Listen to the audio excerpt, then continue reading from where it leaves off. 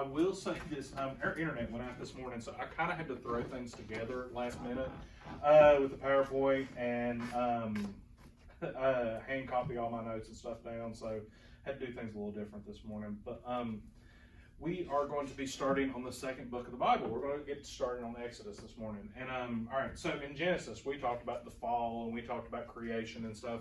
And then last week we talked about three main family members. Can anybody remember who like any of those family members were? Abraham. Anybody? The other two? Jacob.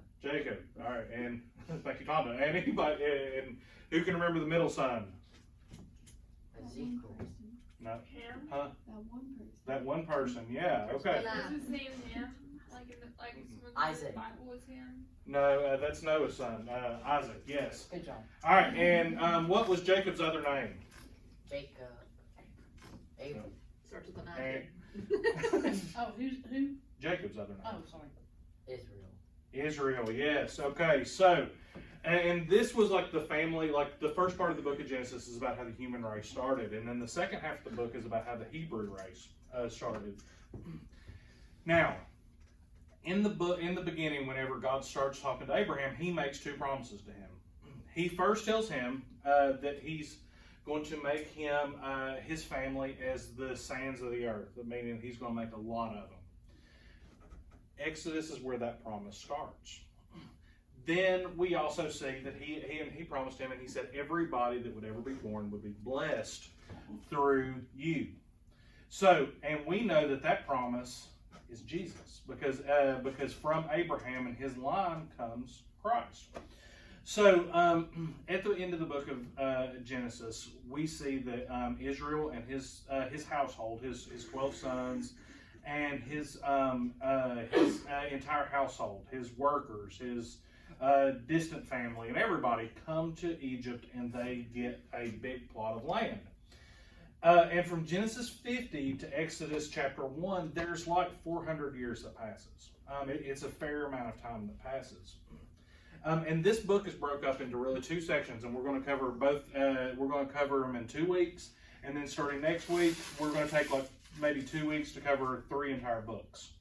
So, but we see in the first half of the book, and I think I have this on here. Like, all right, yeah. So we see that, like, and we're going to look at like how they're put in slavery in just a little bit. But the nation of Israel is put into slavery, and how God redeems them out of slavery is from chapters 1 through 18. And then this revelation from God, which most of us know is the Ten Commandments, and the associated stuff with that is chapters 19 through 40. So this is how the book is like broken up, and this is how we're going to kind of look at it as we go through this. But that's one of the big ideas of the book of Exodus. Exodus in itself means exit. It just means to leave, and it's because the Hebrew people are in Egypt. And what has happened, and we're going to actually read in chapter 1 and verse 8. We're going to read over this verse. But what has happened is over the course of 400 years, Joseph, he was basically in charge of Egypt. He was the most important person besides Pharaoh in all the land of Egypt. And over the course of time, leaders began to develop that did not know Joseph or his family. So as this happened, we start to see there's a separation between Egypt and Israel. And in verse 8 of chapter 1, it says, "Now there rose up a new king over Egypt that knew not Joseph." Simple verse, I know. But in this verse is kind of the basis for everything that Exodus is about. Because what happens from here is that he begins to talk to his people around him. And what has happened over the past 400 years is Israel, the nation of Israel, went from about 70 people that came from Canaan into Egypt to 2 or 3 million people. This is an extremely fruitful group, and they have tons of children, and it goes to this huge group of people in Egypt. So this new king, this new Pharaoh, begins to look out at this nation, and he's like, man, there's a lot of people out here. If they got mad at the way we were treating them, they could cause some problems. They could possibly overrun the entire nation of Egypt, the entire empire. So he makes this decree that to kill off the children of Egypt, the men, especially the boys. And when this happens, Moses, because he's who the entire book of Exodus is going to be about. We see a lot of like stories throughout this about Moses, and in the book of Exodus is where we learn the most about him. But Moses' mother has a boy, Moses. And instead of killing him, she makes a decision that she raises him to the point that she can't hide him anymore. Babies cry and scream if you've never been around one. And so he is crying and screaming, and she can't hide the fact that she has this little baby anymore. So she prays and she makes this decision, and God leads her to put him in a basket and to put him in the river and just float him down the river because she can't handle to see him die, and she kind of has faith that God is going to deliver him through this. So what happens in this is that the Pharaoh's daughter is down by the river, and this basket just comes floating down the river by accident. I'm sure not. It's by God. This basket comes floating down by the river, and it just kind of like hits the bank right in front of her with this baby. And she sees this baby, and she just automatically, her heart is opened up to the baby, and she falls in love with this baby. And she's like, I'm going to take him. I'm going to raise this baby. And she takes him. And in God's providence and how God works, babies need milk. And she could not feed the baby. So what she did was she looked at one of her servants, and she said, go and find me someone in Israel, of the nation of Israel, one of the servants, to feed this child. So she goes and, by God's grace, finds Moses' own mother to feed and raise him and to help raise him up. So Moses is actually raised in the Pharaoh's house. And this gives him education, it gives him power, it gives him an understanding of how Egypt works. So he went from being ready to be killed to being the Pharaoh's daughter's kid, basically the Pharaoh's grandkid by adoption. So it's been a huge swing in his life from almost death to royalty.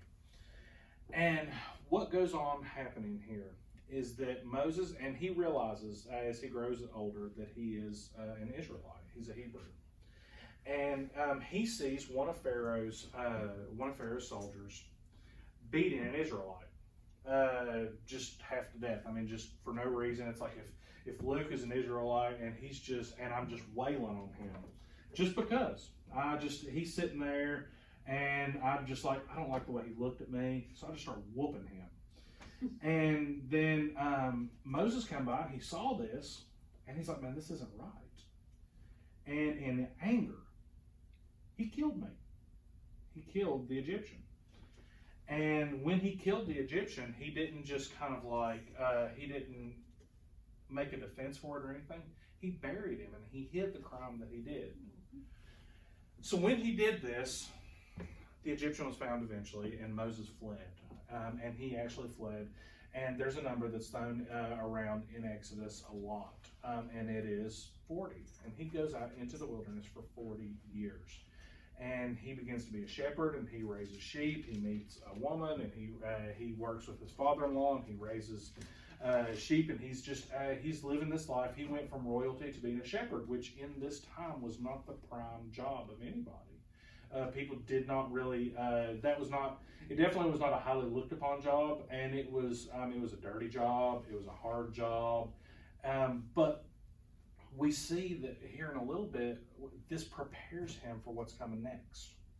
And he goes out, and he is a shepherd for 40 years. And as a shepherd for 40 years, he goes out there, and there is this big event it's kind of a common Bible story, but he is on this hill, and the Bible says that this bush begins to be consumed with fire without being burned.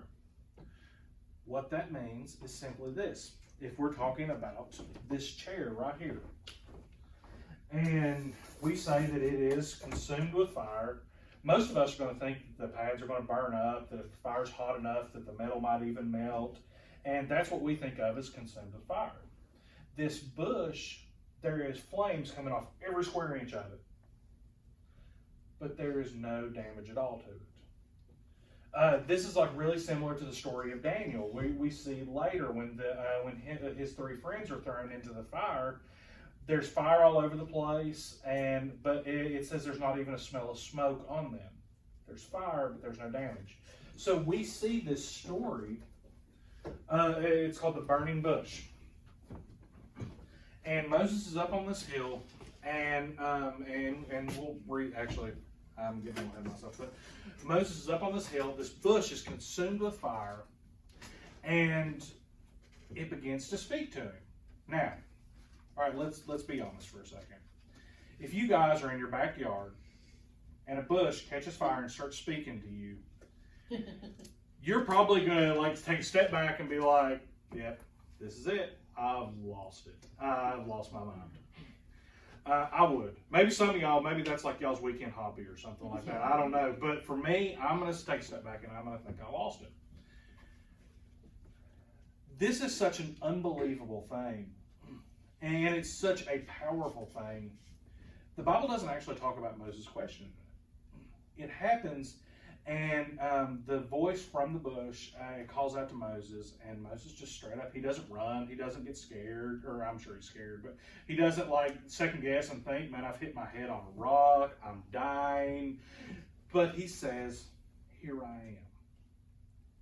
And that statement is so important because we see when God first came to Abraham, all the way back in Genesis, he called out to Abraham, and that was the first words that he spoke to God, was here I am. And it's just a beautiful lesson in all of our lives that when God calls us and when God speaks to us, that needs to be our response to God. Is not that we begin to question him and we begin to say, I can't do this. Because Moses does do that. But we need to get to this place where when God leads us and God pulls us in a direction, we say those words, here I am. And we allow God to lead us and God to use us. So he begins to convince and he begins to tell Moses what his plan for him is. And his plan is that Moses is going to lead, that God has heard the cry of the people of Israel. They are being mistreated. They have become slaves in Israel, and they are in Egypt, and they are being mistreated. They are being beaten. They are being worked to death, and they have cried out to God. And God has heard their cry. And he wants Moses to go and to deliver his people out of Egypt. So when he calls them to do that, we see that Moses starts to argue with him. And when God calls any of us to do anything, one of our first go-to things is we argue with him or we tell him we can't do this. So when I got called to preach, this is a really good example of this. I got called to preach really early on after I got saved. And I didn't even know what it meant to be a Christian, and all of a sudden I feel this call that God wants me to do something more for him, and I'm like, nope. But when God started to really call me to preach, the first things that I thought of, the first things that went through my head was, you know what? No, I can't speak in public. The first time I ever stood up to give like a little introduction to a lesson, in our old church we used to like have like a 5-minute devotion where the whole church gathered for Sunday school.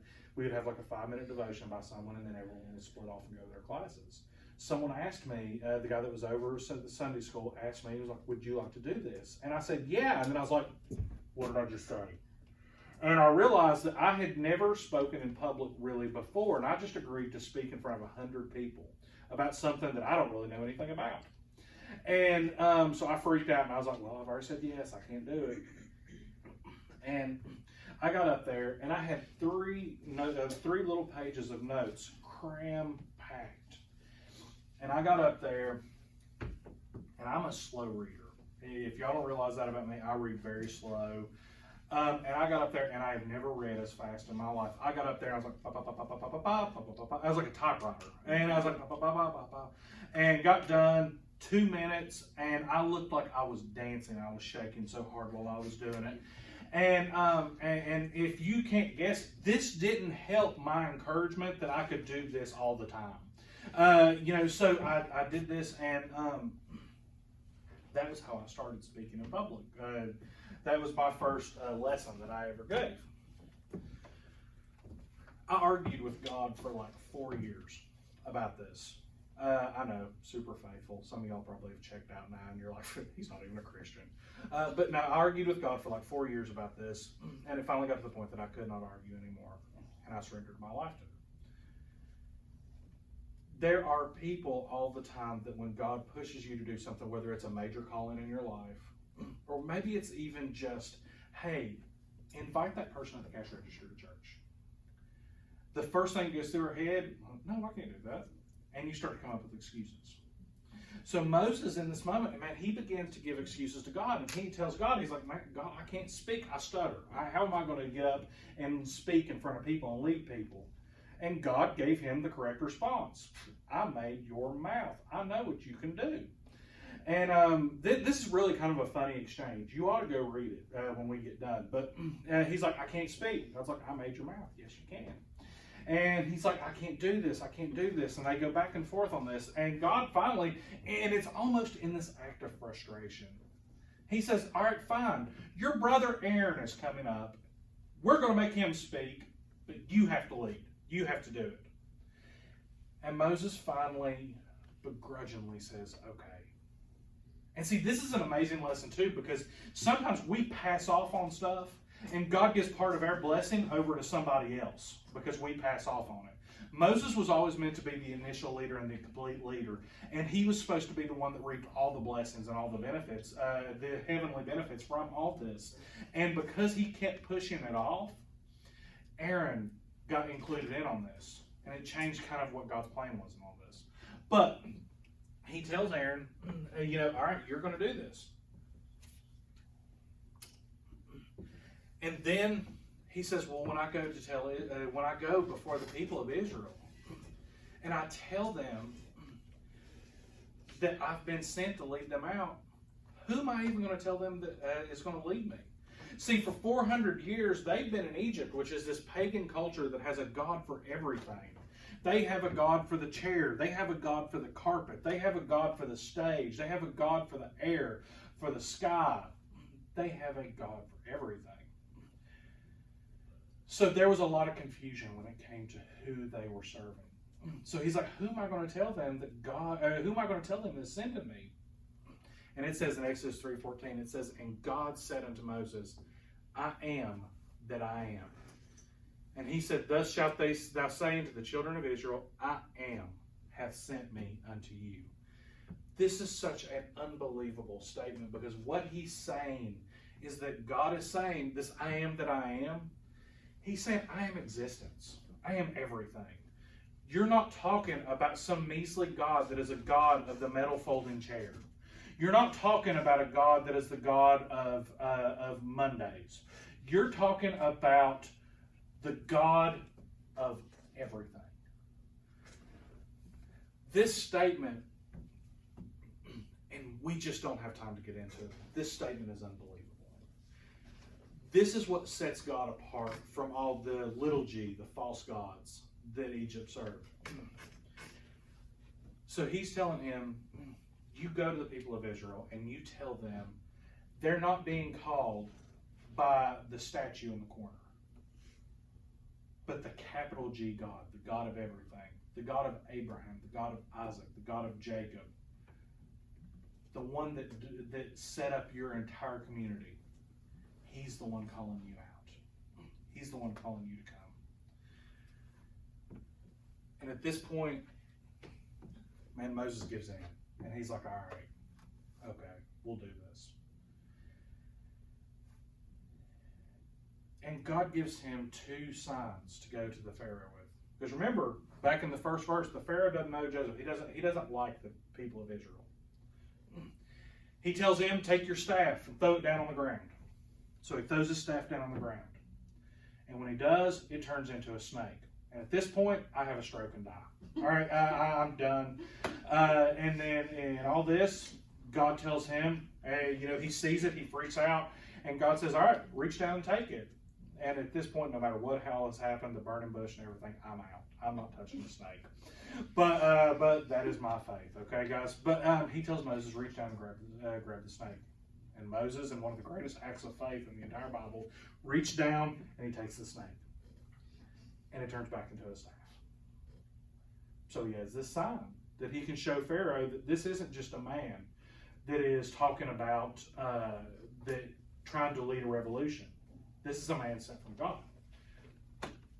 Then he asked him again, because Moses was trying to find every possible way out of this he could. He's like, well, what if he doesn't listen to that?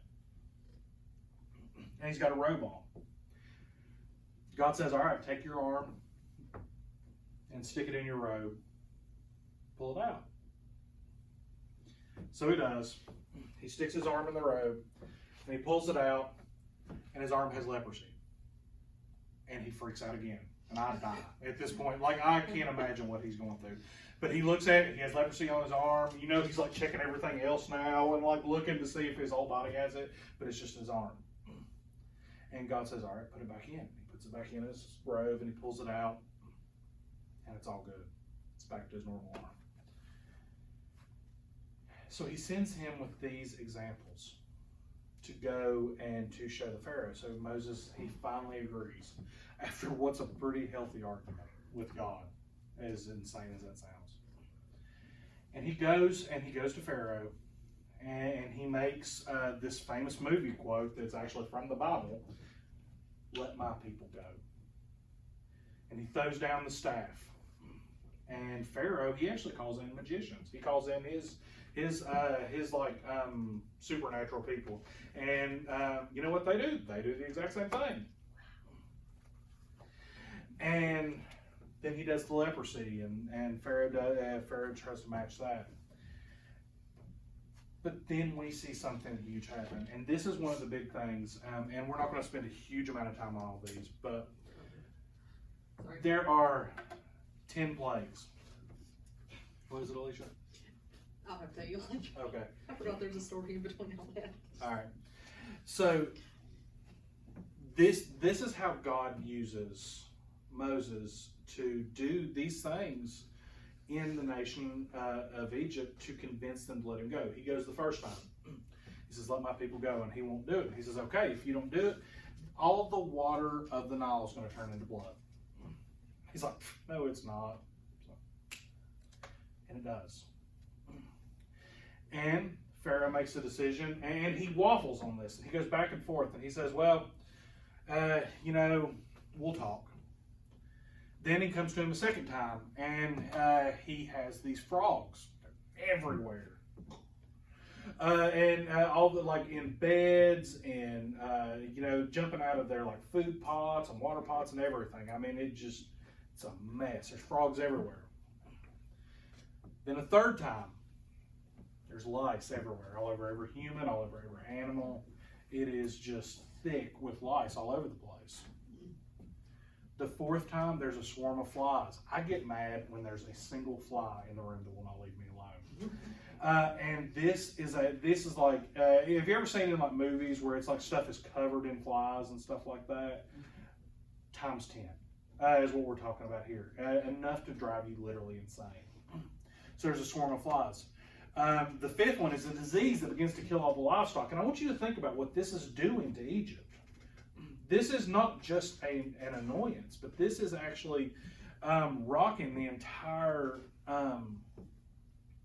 economy, the entire community.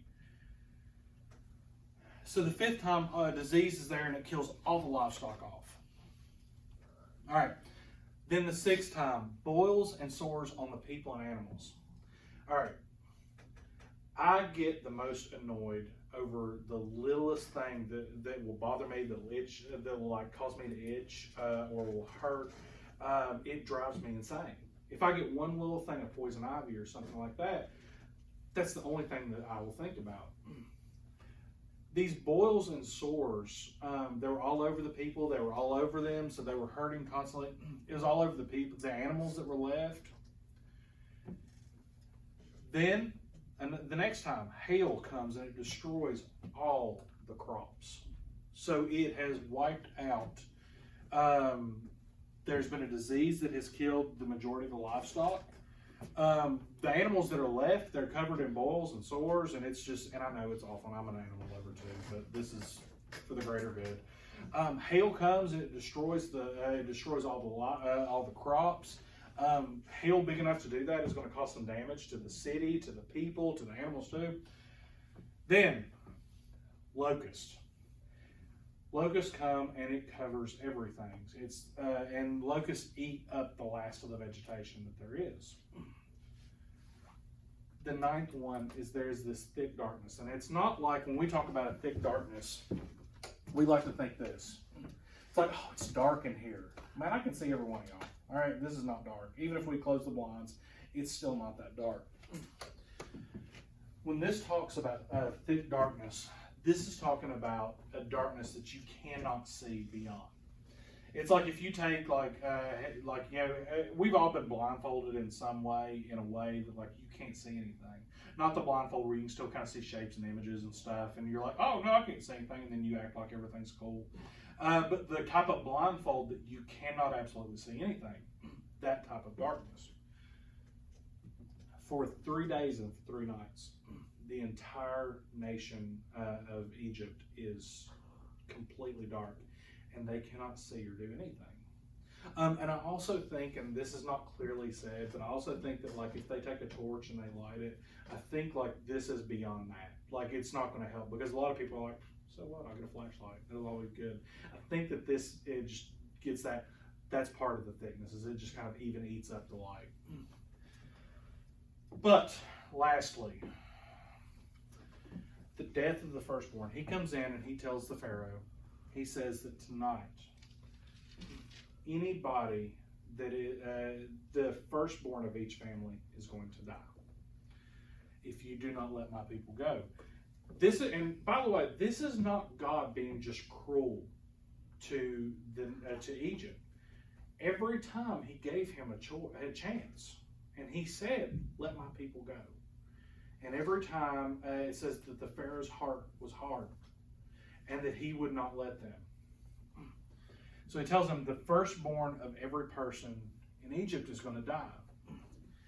And this is where we get this idea of Passover. And Passover is so important to us as Christians.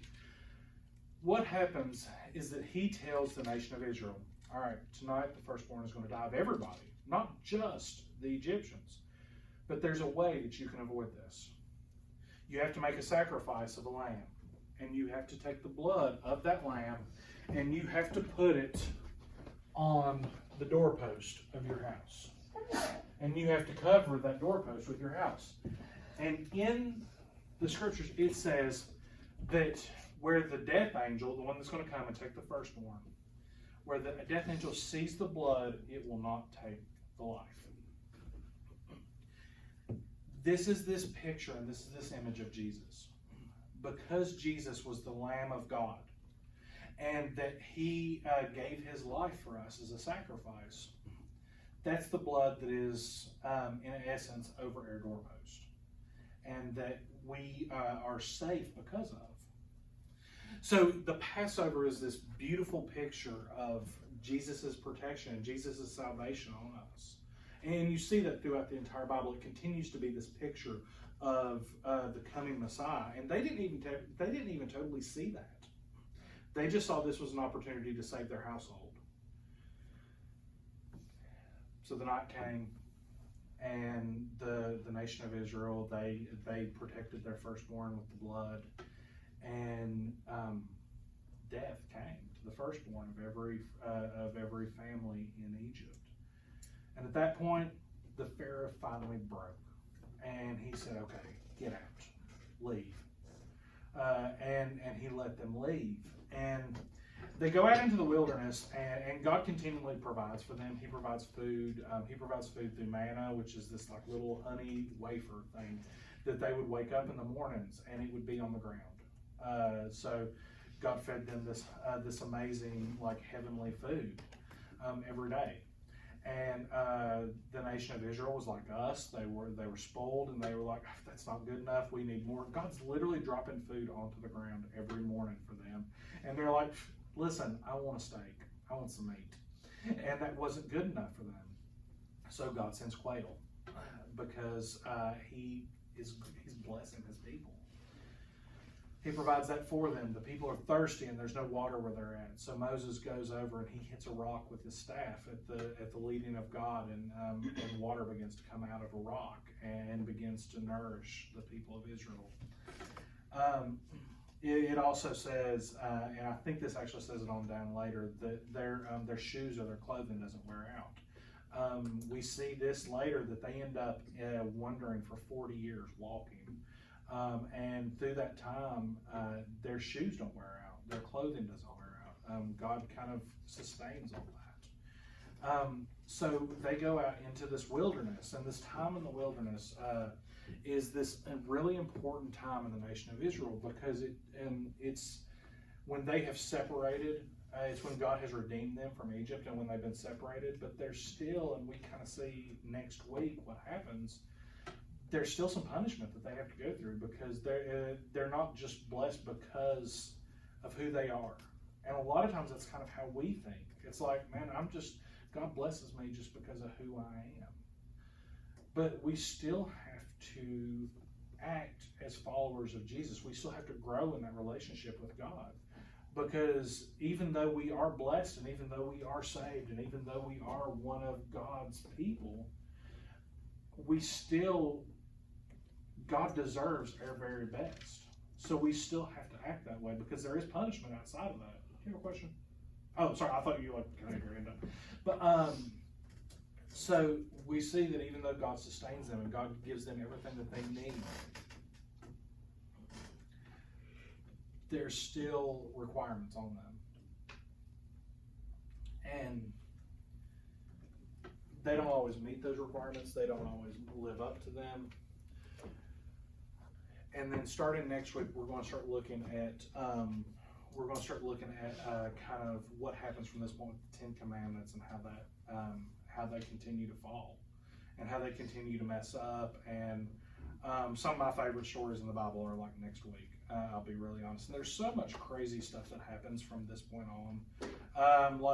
There's so much stuff. It's like we talked about last week. Like, there's so many things that I feel like I'm doing a misjustice by skipping over. But this is the story of the Bible. This is the story of how we got from God's promise in the Garden of Eden to Jesus, and where we're going to be with him in the future. So, but if you want to cut that off, do y'all have any questions or anything to say?